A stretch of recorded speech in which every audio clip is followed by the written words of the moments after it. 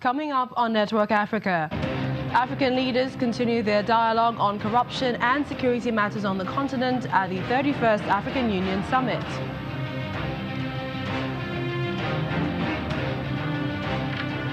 Unseasonable weather in South Africa as snow falls in the northern and western Cape parts of the country.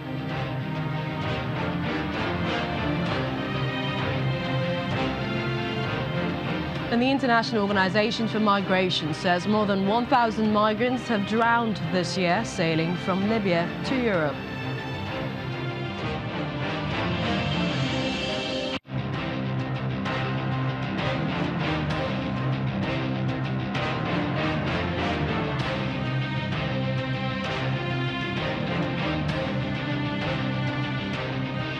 Hello and welcome to the program. I'm Millicent Nwaka.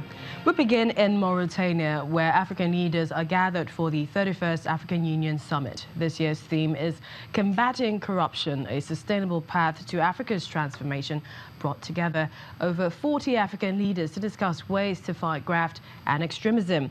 Nigeria's President Muhammadu Buhari is also in attendance. He called on nations where looted assets have been stashed to release them without the usual long technicalities involved in the process of repatriation. The union also called for action regarding the situation in South Sudan, where a recent ceasefire agreement between feuding parties collapsed soon after it was reached. The AU has been struggling to solve regional crises, including the conflict in South Sudan, Somalia, and Libya. In the meantime, Mauritania's President Mohamed Abdelaziz says an attack on the headquarters of a West African regional force on Friday has exposed the serious security failings in the region. At least 3 people were killed in the attack in Mali. The G5 Sahel force is made up of troops from Mali, Burkina Faso, Chad, Mauritania, and Niger, and backed by France to fight violent Islamist extremists. Well, President Aziz was speaking at the AU summit, which French President Emmanuel Macron is also attending. Though the force was not at all happy with the outside help it was getting, and that the doors of the UN seemed to be closed. Well, joining us for more is an African affairs analyst, Mr. Yinka Oyeniji. Welcome to Network Africa. Thank you. Good afternoon. It's another AU summit with the theme Combating Corruption, a Sustainable Path to Africa's Transformation. Would you say that this is the bane of issues affecting the continent today? Oh, yes. Without a doubt, I agree. And I've never thought that corruption is something that is unique to Africa. There's an element of corruption in the private sector and the public sector and globally. However, it makes sense that since it is the main bane of issues we have in Africa, that's always put at the front burner for discourse. And I like this. There's a difference between fighting corruption and sustaining the fight against corruption. So I believe that is a step in the right direction. What is the difference? All right, now the difference is this. You can say there are different methods of fighting corruption. You can decide to put in place measures that would discourage corruption by way of punishment. All right, the idea behind the punishment you met out for corrupt practices. They are different from the institutions you organize, you establish, you promulgate that have acceptable international standards that help to sustain the fight against corruption. In Nigeria, we seem to think that it is limited to the judiciary. It is not. It's there in the private sector, it's there in the curriculum, it's there in national orientation, and we need to strengthen agencies that would ensure that the fight is not only limited to one administration. Those are the two differences. So if you were to qualify Nigeria's president and his promise to fight corruption, that's how you would qualify it, being that, you know, corruption was one of the main campaign promises. I wouldn't think that the president has done a lot in that direction. I can give it to him objectively to say he has attempted to fight corruption in the way he knows best. However, it is not working, and that is the truth of the matter. Now, the fight against corruption, first of all, starts with putting the systems in place. And I'm not talking systems from the head. I'm talking systems that can be seen, systems that are backed, that have enforceable sanctions. For example, when we talk about corruption in Nigeria, we talk about prosecution, we say how many people have been sentenced. It doesn't stop people from being corrupt. All right? Now, there are issues. You have to go to the root of corruption in itself. Corruption and poverty are very much related.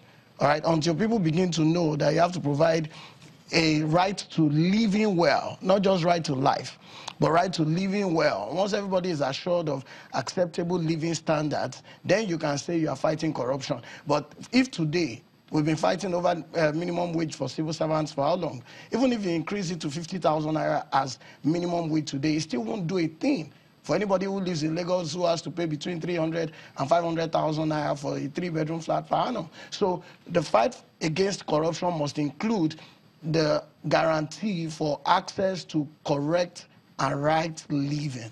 Okay, so let's put Nigeria on one hand. Other countries, you know, on the African continent, this summit is perhaps not the first of its kind put together to tackle this, but what is our approach and why isn't it yielding results? You'll be surprised that as far back as 2003, that we had in Africa was something that is called the African Convention Against Corruption, fighting, prohibiting corruption and all of that. Now, that in itself, as of 2016, we've had 36 states in Africa that have signed up for it. But you must also understand, we have not exactly had a change in leadership in many of those countries. So corruption is there in the private sector. If you do not have antitrust laws, if you don't have competition laws in the private sector, corruption and insider trading will be going on there. Consumers will never have value for what they purchase. Now, in the government sector, for example, we've had some measure of progress by way of public finance management, whereby there's transparency in budgeting to some extent and enforcement of sanctions with respect to process backed by science and technology. We've had that in Lagos State. That's why Lagos can borrow as much as it wants from World Bank. We've had it in Ondo State. We've had it in Kaduna State. Even at the federal level, we have the Open Governance Initiative. However, until we start looking at corruption as not related only to Naira and Kobo alone, the sit-tight approach of African leaders in itself is corrupt. The fact that we keep having succession from father to son, to members of the same party without any opposition whatsoever, will ground corruption. So until we start thinking about young people in governance with science and technology forming the basis of endurable institutions, we cannot sustain the fight against corruption in Africa. Let's take a look at conflicts, especially security matters. What do you make of the attacks in Mali over the weekend, in spite of the G5 Sahel security there? Some people are saying perhaps African leaders are really struggling to end regional conflict. And I have to put this in with every sense of respect. What we have in Nigeria isn't even enough picture of what we have in Africa. The ironical thing about it is that when Nigeria does well, other African countries will do well. When Nigeria has its own challenges, it will tell we don't have any moral standing to be able to talk about what's happening elsewhere. How did you conclude? How did you come to that conclusion? I will give it to you straight away right now. Now, Buhari is there at that summit talking about the security conflict. Other African leaders are talking about it. But we believe, we must know that charity must begin at home. In each of those African countries, what's the basis for conflict? Poverty. What's the basis for conflict? No change in government. In Zimbabwe, there was a bomb blast last week. Don't forget about that as well. And the president of that country was targeted. And we had the North Arab Rising, or North African Arab Rising. That is because leaders typically want to sit tight and hold on to governance.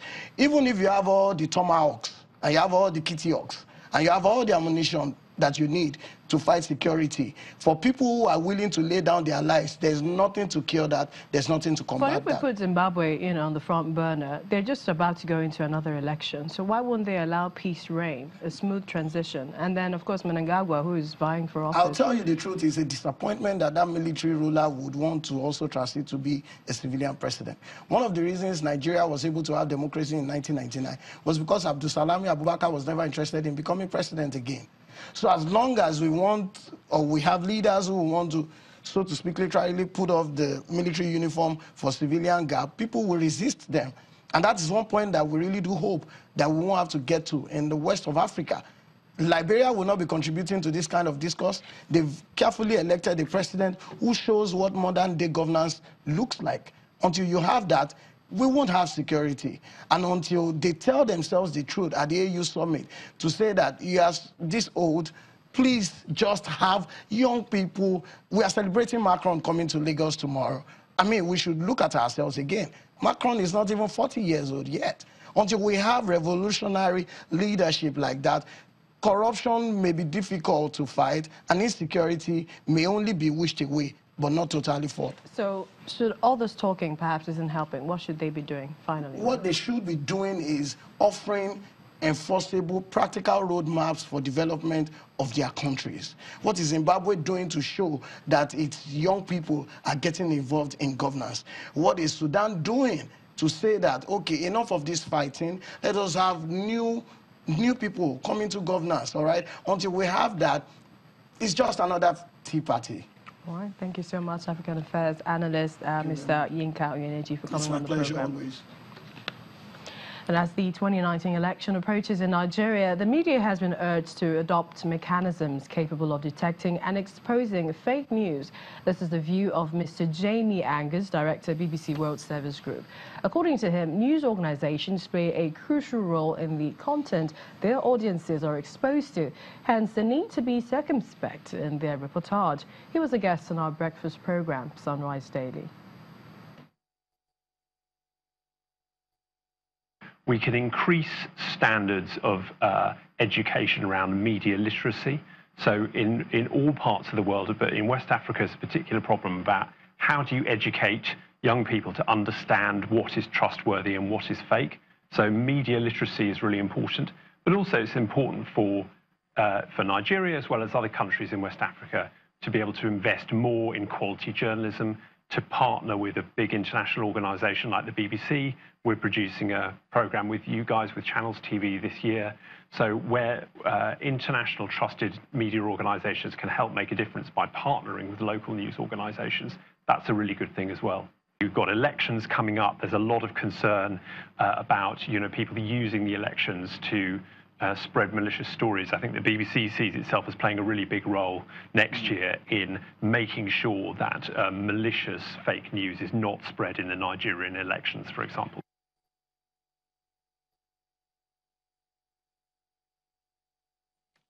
In South Africa, residents of the Northern and Western Capes have woken up to thick snow amid warnings of an intense cold front passing through the region. The South African Weather Service says snow, cold temperatures, windy and rainy weather is to be expected until the 3rd of July. Many South Africans have been sharing photos of the unseasonably cold weather as it sets in over the eastern parts of the country.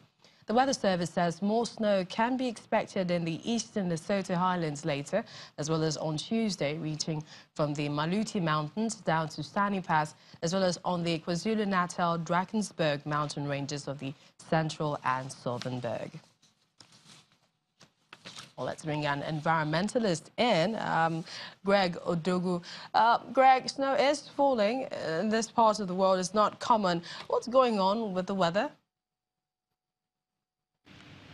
It is not common, but what we are seeing is something that is very natural in the atmospheric communications. What we are seeing is called cold front.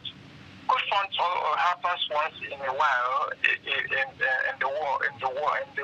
different regions of the world. This particular one we are seeing in South Africa, is seasonal. It's something that happens during the season of wetness. We are in a wet season. And to define cold front first, it is a transition zone that is like a leading edge where a cold air mass is replacing a warmer air mass. So when the leading edge is trying to replace the warm air mass, there is going to be a sort of pressure. And because we are in a wet season, the pressure causes condensation. And condensation is in flood, it can be in rainstorm, it can be in thunderstorm, it can be in snow. So what we're saying is the one that happens and it is intense enough to cause snowing. And it is something that happens after some years. It's just that in recent past it continues to be happening in a lesser duration. In a lesser time space than we have known in history. The last, in South Africa, there has been snow falling in 1981, then 2007, then 2012, now 2018. All right, Greg Udogu, an environmentalist, would like to thank you for your time on the program. Still to come, cinema enthusiasts in Libya long for the big screens years after many movie houses were left in ruins. Please stay with us.